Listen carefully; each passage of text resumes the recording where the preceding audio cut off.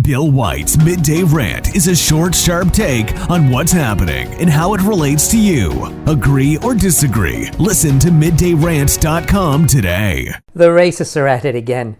Truth is, they never actually stopped.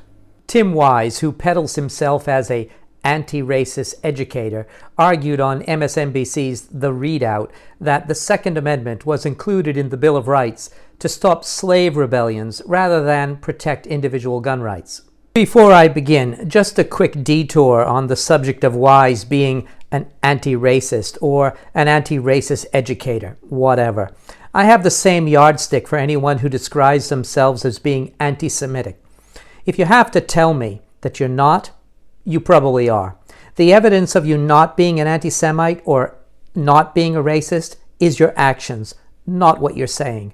So if you need to tell me you're anti-racist, you're probably one of their leaders. Anyway, it was just 1 year ago that Carol Anderson, who is a professional racist currently drawing a salary as a professor of African American Studies at Emory University, was touting her book, The Second Race and Guns in a Fatally Unequal America, in which Anderson argued poorly that the well-regulated militia found in the Second Amendment of the U.S. Constitution was created to provide states with a mechanism to quell potential slave uprisings. It's only a week after the Uvalde, Texas school shooting, but these racists are drudging up this false narrative once again. The fact that a majority of the citizens of Uvalde are Hispanic, as were most of the murdered students and the nutcase shooter, this obvious inconsistency in their philosophy does not seem to register with these idiots. In an op-ed for the Washington Post in 2014, Anderson argued that the unrest following the 2014 Ferguson shooting was a manifestation of white rage or white backlash against African American advancement. Her resulting book, White Rage: The Unspoken Truth of Our Racial Divide, expanded on this ridiculous theory. People like Anderson and those who peddle this narrative again, like Tim Wise, in the wake of the mass shooting at Uvalde, are the true racists. Even a cursory inspection of the historical documents exposed the foolishness of Anderson's theory, and likewise anyone who repeats her nonsense.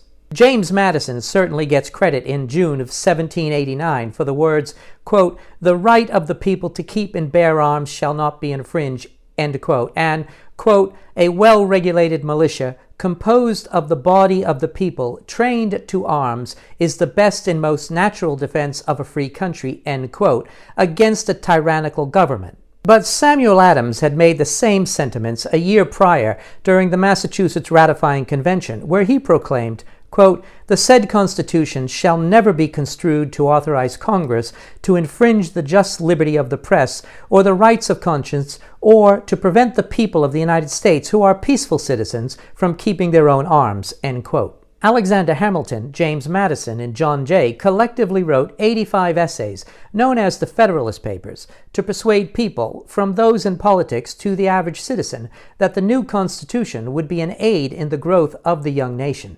And it was in Federalist number 29 that Alexander Hamilton wrote that a well-regulated militia composed of the people will be more uniform and beneficial to the public defense of all Americans. He argued that an excessively large militia can harm the nation's workforce, as not everyone can leave their profession to go through military exercises. Thus, a smaller, but still well-regulated militia is the answer.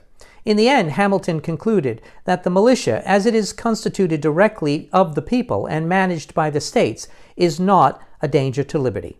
Nothing in Adams, Madison's, or Hamilton's words could possibly suggest that slavery ever entered into their discussions. It was never about slavery. It was always about a peaceful people protecting themselves from anyone who might wish to violate that peace. The Second Amendment to the U.S. Constitution was simply never about slavery or race, and the truth is that you can tell who the racists are because they're always talking about race.